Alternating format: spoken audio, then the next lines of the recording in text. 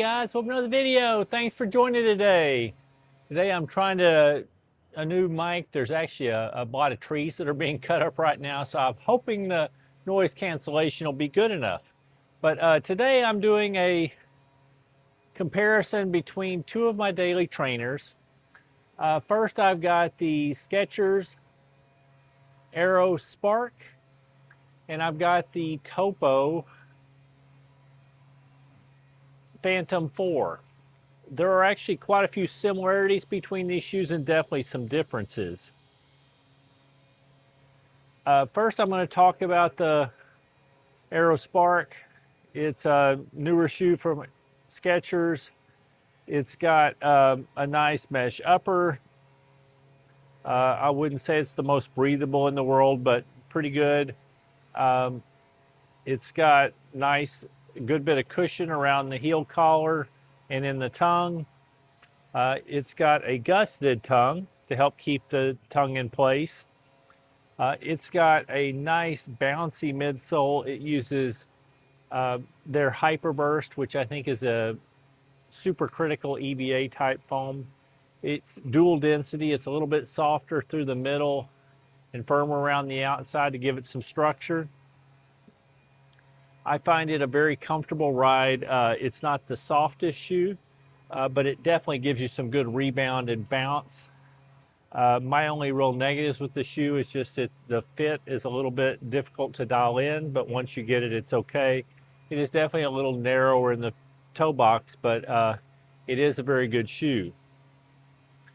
On the other hand, I've got the Topo Phantom 4. Now it has a very breathable upper. I think it's a little bit more breathable than the Skechers. It has kind of a moderately cushioned heel collar, heel and tongue. It does not have a gusseted tongue, but what it has is the little Topo lace stays, which do a good job of keeping the tongue centered, I find. It has a zip foam midsole, which is, I believe, an EVA-based compound. I'm not sure if it's 100% EVA. It's got a good bit of outsole rubber, and it has a nice wide toe box. Actually, between the two shoes, I kind of prefer the fit of the Topo. It still wraps real well around the midfoot and the heel and locks you into place, but it's got the nice wide toe box. I find the fit of the Skechers a little more challenging, though once I get it dialed in, it's pretty comfortable too. As far as the ride itself, I would say the Topo is definitely a kind of a softer feel, but it has enough rebound to where you don't feel like you're sinking in and losing all your momentum, so it's still very comfortable and you can still pick up the pace some. The ride of the Skechers, while still very cushioned, isn't quite as soft, but it's definitely a more energetic feel, more like picking up the pace. Some of the similarities also in the shoes is the stack heights are almost identical. The Topo comes in at 35 in the heel, 30 in the forefoot for a 5mm drop. The Skechers comes in at 36 in the heel, 30 in the forefoot for a 6mm drop, but almost identical. The Topo comes in at 9.3 ounces. The Skechers comes in at 9.7, so it is a little bit heavier shoe. I think it's mostly just because of the little bit denser foam it has. But actually both very good shoes, both good daily trainers.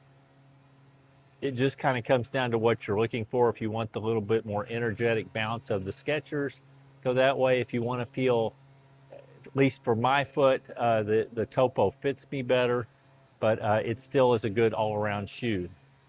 Anyway, that is really about it for my comparison. I think they're both good shoes. They're both interesting. They both what I would consider, I guess in today's day, they call that a moderately cushioned shoe, but I think of it as a high cushion shoe.